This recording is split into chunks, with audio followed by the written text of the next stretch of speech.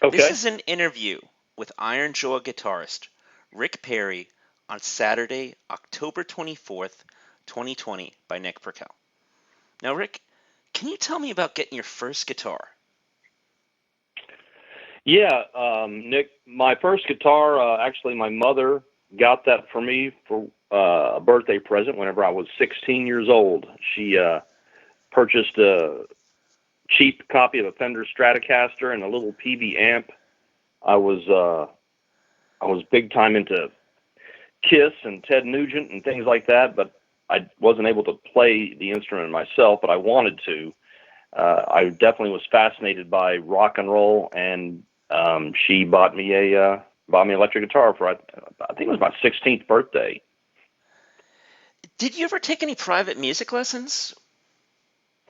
You know, she paid for me to take music lessons. I think I took guitar lessons, just a couple, maybe two or three lessons. Not, I didn't really think I got that much out of it because they were teaching me regular chords and stuff, and I wanted to play rock and roll, and it seemed like the music that they were teaching me was just too conservative and too laid back. It wasn't what I wanted, so I started just pretty much being self-taught, learning off records and things like that. Please give me an introduction on yourself as a musician. Well, I've been playing guitar, like just like I said, since I was 16 years old. I was got my the first band I was in, I suppose, was whenever I was about 18 or 19, which was a band from here in Dallas called Warlock. It was one of the first heavy metal bands in the Dallas-Fort Worth area. Not the first, but one of the first for sure. It was we're definitely talking the beginning of the DFW metal scene, and we played back in those days. It was a situation where the bands would play 3 or 4 nights in a row at the club, and we would play 3 or 4 sets each night, and they were all copy songs. We could only play songs by, Kiss and AC/DC and Black Sabbath and things like that. And occasionally we would throw a few of our original songs into the mix, but mostly it was copy tunes because that's what the clubs wanted you to play. Warlock had enough of original songs where we recorded a couple demos, but we never really went any further than that. We were still really just young and learning how to play. After Warlock broke up, and this was probably about 1985 or 86, the bass player of Warlock, his name was Eric Roy, he and I left, and we formed Gammacide. We formed Gammacide with Barnum Ponville on vocals and Jamie Milford on drums, and later on Scott Shelby joined us as a second guitar player, and we were one of the primary thrash bands in the Dallas-Fort Worth scene back there in the 80s. We put out an album called Victims of Science in 1989, which was released on Wild Rags Records. We followed that up with another demo, but we didn't put out a second Gammacide album. We actually broke up around 92. And after that, I formed an industrial band. I was interested in the music by bands like Skinny Puppy and Ministry and things like that at the time. We're talking early 90s. And I was in a band called Puncture from the 90s, really to about the end of to 2000, I suppose it was. And we put out 2 CDs. The first was a self-titled CD that came out in 94 on Century Media Records. And the second one was called Immune, which came out on a label called MIA Records in 96. And we did a U.S. tour with Guar and Electric Hellfire Club, and played all over the U.S. It was a real good, successful tour for us. But around the year 2000, Puncture kind of had ran its course, and I pretty much retired from the music scene for about 4 or 5 years. And then in 2005, we reformed Gammacide, did a short Texas tour. We re-released Victims of Science, and we were going to try to make a new Gammacide album, but it was too difficult because two of the members lived in other states. Our singer lived in Louisiana, our drummer lived in Colorado. So instead, what Scott and I did, Scott being the other guitarist in Gammacide, we joined forces with Bruce Corbett, the singer of Rigor Mortis, and we formed Warbeast. And we formed that band, and we did a debut album that was signed to Phil Anselmo's Housecore Records. The album is called Krush the Enemy. That came out, I think it was 2008 or 10, something like that. 2010. And then, 2010. I left Warbeast because actually they became kind of successful and were having to do a lot more touring than I was able to do. I wasn't able to commit to the touring because of my job, so I left Warbeast, and they continued on and made two more records. Just recently, in the past few years, I formed a new band called Iron Jaw, and that brings us up to where we're at right now. For your band Iron Jaw, give me a rundown on your current lineup. Okay, Iron Jaw is Todd Pack on vocals, Randy Cook on drums, Clay McCarty on bass, Jeff Brown on guitar, and myself, Rick Perry, on guitar. Now, what's it like when it comes to the practice sessions and dealing with the virus and everything like that? To be honest, Nick, the virus hasn't really impacted our practices at all. We took about a few weeks off when it first hit, but after that, we continued to practice, just making sure we're being safe and keeping our hands washed and all that. But we're not really too worried about it. Okay, now, what made you choose to record Chain of Command with Josh Woodward? And were there any past albums he worked on that influenced your decision? He actually did the Rabid Flesh Eaters record, and at least part of the Rabid Flesh Eaters record. I don't know if he did the whole thing. At least part of it he's done. But the main thing was that Todd knew him, and he was willing to work with us. He was willing to spend as much time as necessary and just basically commit to the project. He was into it. To me, from my experience, having a person that's into it and excited about the project is really more important than how much gear they got or how much experience they have. Experience is important, of course, but to me, it's more important to have someone who is on the same wavelength as the band is musically, that understands what we're trying to get across, that speaks the same language, as far as, if I say, okay, this is a Black Sabbath type of part right here or something like that. If I'm trying to go for a certain vibe, then if he understands what we're talking about, then it's going to come across better. So Josh was someone that I was very glad that Todd thought of and brought to our attention, and he did a hell of a job on Chain of Command. It turned out great. We did it over a period of several months, actually, that we recorded it at his home studio, but we were able to do the recordings, take them home, listen to them, make changes, and take our time and really get it right. And I think he did a fantastic job. Crypt of Rodan was my favorite track on the album. Tell me about recording it. Well, Crypt of Rodan was a song that I wrote, and it was let's see, I don't really recall the inspiration for it specifically. I think the music probably came first, the riffs, and the title Crypt of Rodan. Obviously, you may be familiar with the Godzilla movie series. It's Rodan is one of the monsters that fights Godzilla in the movies. But I didn't want it to be just like a song about Rodan, about the monster from the movies. I thought that was kind of corny. So I kind of reimagined Rodan as some sort of ancient prehistoric god that is worshipped by this cult, and they summon him up,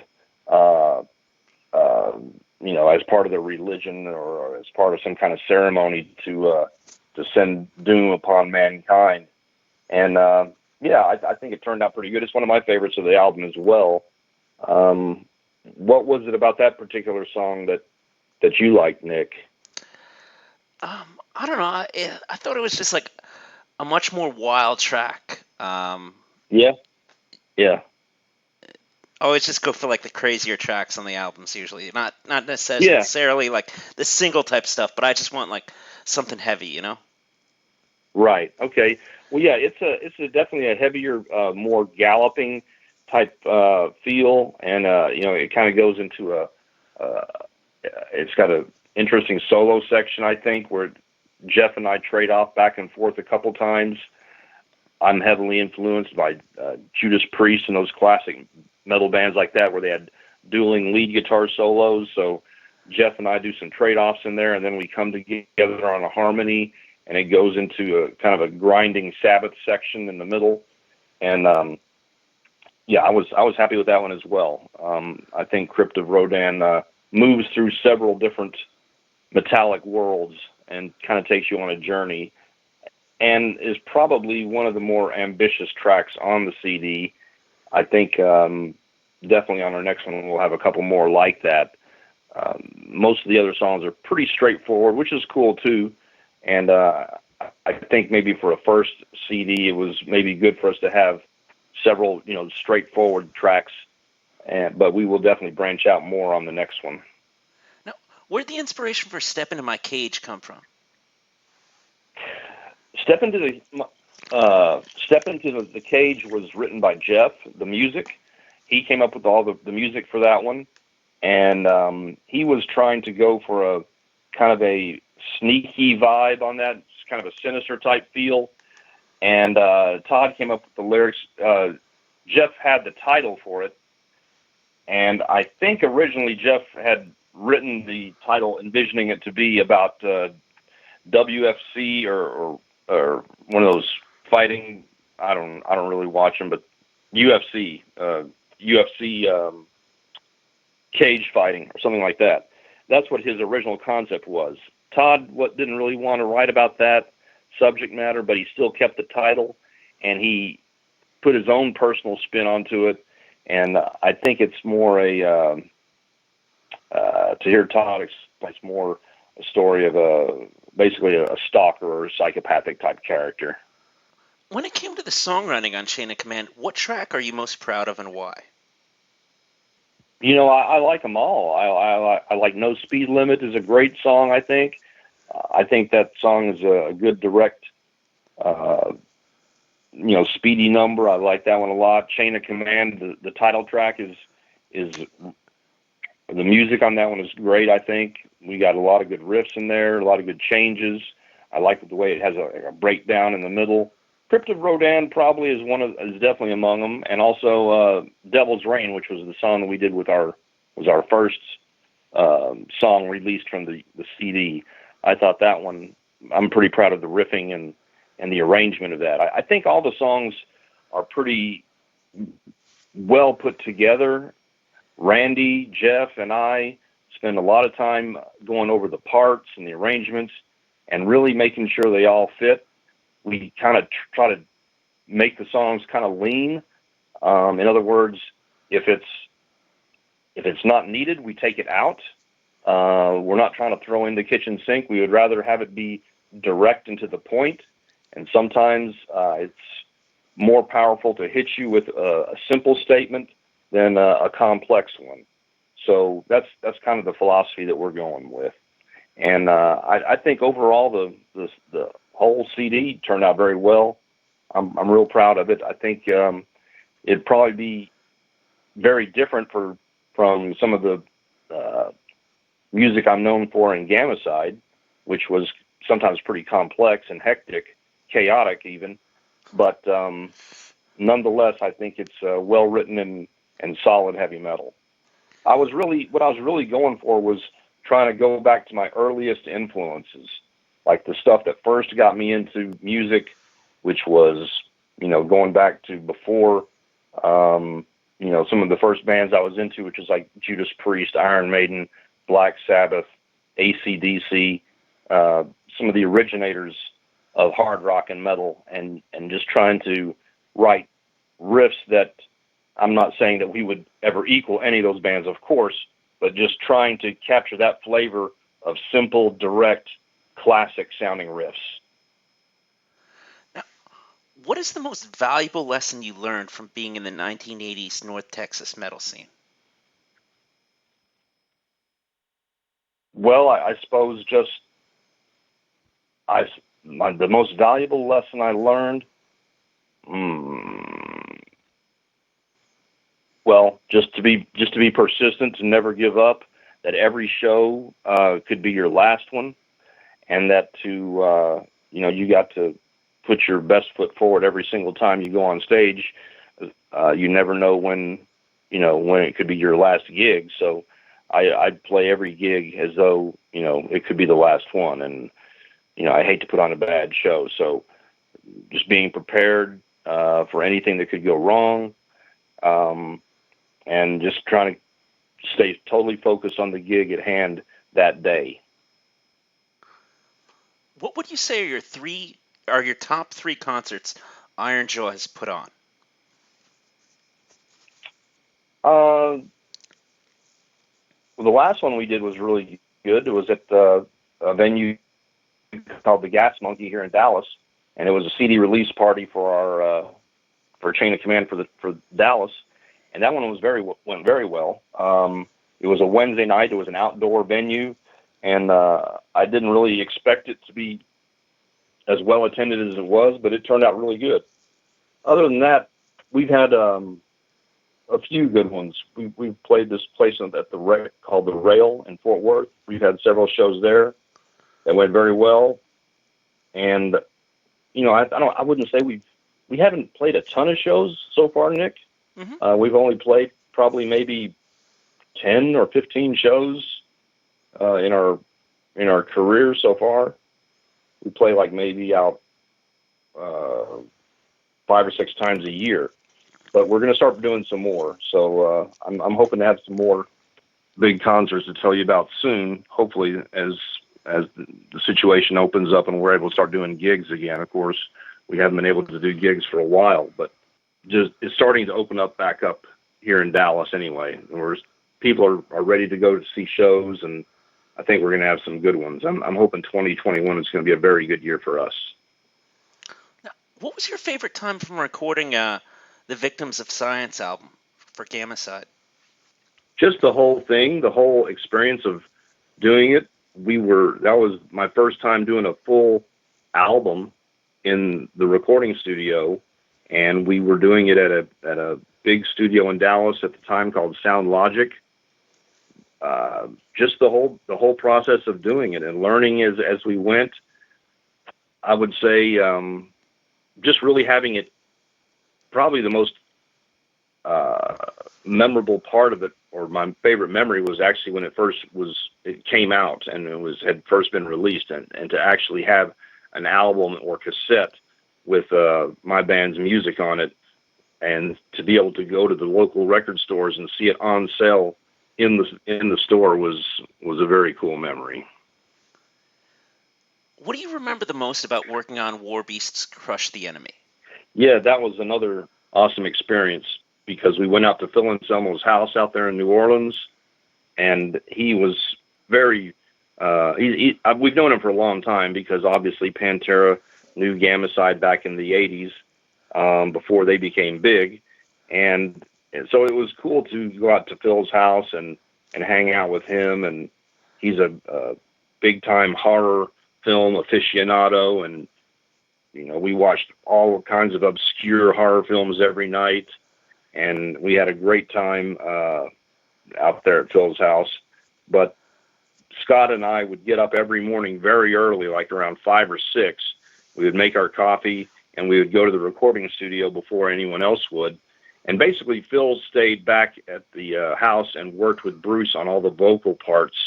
He didn't really interfere with Scott and I's guitar parts that much.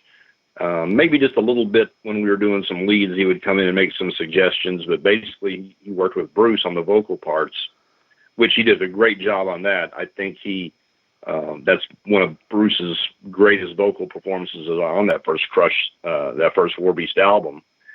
I mean, Scott and I would get up early. We would go to the recording studio and we would work all day long on it. I was very proud of that record too when it came out. I still am. I think it's some of the best stuff I've been involved in, and I really like the songwriting on that first Warbeast album. It's killer thrash, I think. What's your favorite urban legend or ghost story from the Dallas-Fort Worth area? There's a place in Arlington called Screaming Bridge where supposedly this supposedly happened in the 70s, where two teenagers were driving and they were partying, and they went over this bridge and landed in a river and drowned. And supposedly you could go to that bridge on certain nights and still hear the echoes of their screams coming up from the bottom of this chasm where the car had fallen, and supposedly it was still at the bottom of the lake. And that's kind of a legendary thing from around here. In fact, when one of my early bands, Warlock, first started doing shows, the place we played at was right next to Screaming Bridge, which was down in the woods. That area is all built up now, but at the time it was kind of a creepy, scary, wooded type area with just a very small one-lane road that went into it, and it was made for definitely an atmospheric setting for gigs. What is your most cherished musical instrument? Definitely my Jackson guitar that I've had since 1985. My girlfriend at the time bought it for me. It's been with me through all my bands. I had it in Warlock. When I first got it, it was painted tiger stripe, and it looks killer, but I thought it looked a little too bright for Gammacide. So in 1990, I had it painted completely black, and it's pretty beat up now, but I still use it. It's still my main musical instrument. I have one other guitar that I play sometimes, but really I still play that Jackson all the time. Everyone around here knows me for it. It's really the guitar I'm known for the most, and everyone associates it with me. But it's a Randy Rhoads Jackson. I think it was. I checked one time. It was made in '84 or '85. The serial number on it is 656, and it's pretty beat up now. It's had a lot of miles on it. It's, like I said, it's took me all through Gammacide, Puncture in the 90s, and then Warbeast in the early 2000s, and now I'm playing in Ironjaw. So without a doubt, that's my most cherished musical instrument for sure. Now, what would you say is the rarest album in your music collection relating to the DFW scene? The rarest album in my music collection relating to the DFW metal scene would probably be the first Hammer Witch EP, which is the Return to Salem. It was a 5-song EP put out by Hammer Witch, and I've seen that thing selling on eBay for up to $300 or $400. That, or I also have the Watchtower album, Energetic Disassembly, the first album that they put out on their own label, Zomba Records. That's a pretty rare one. I've got many demos by Texas bands like Militia, Annihilator, Rotting Corpse, Rigor Mortis, Gammacide, Solitude, Sedition, Talon, Morbid Scream. Those are all treasures of Texas metal that I'm really proud of. I'm proud to be part of the Texas metal scene, and I keep all those artifacts safe here at the house. I guess some final words.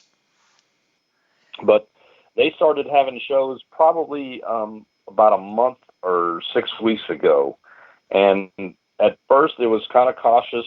People were not really coming to the shows that much. But when we did our CD release show for Chain of Command in Fort Worth about a month ago. It turned out really well, and there was a good turnout. And I think people are they're really ready to see live music again. And I hope that the national concerts will start again too soon. I mean, so far, we haven't seen anything, but I'm thinking that in 2021 you'll start seeing the tours come through again. I hope so. I guess just right now, I mean, there's certain regional spots that are popping Yeah. up, but I'll tell you, just it's pretty slow moving up in the Northeast at the moment. You said that you said that they're doing those drive-in concerts up there.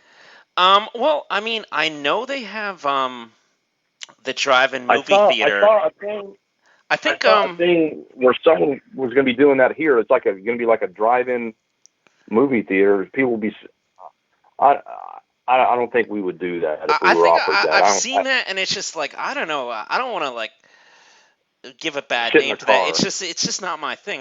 Like I'm going to a concert. Come on, it's like you want to bounce around and have a beer or something, you know? Yeah, exactly. I don't know when it's going to be when they'll allow moshing or thrashing. I can't imagine that they're going to ever allow something like a Slayer or Lamb of God concert, with a mosh pit. But eventually it'll have to happen. But we're still a ways off from that for sure. Every show that I have gone to so far, and I've gone to a couple of them, everyone is pretty mild mannered and and cautious. No one's getting too crazy, but I think people are starting to loosen up and relax. You have to live your life. You can't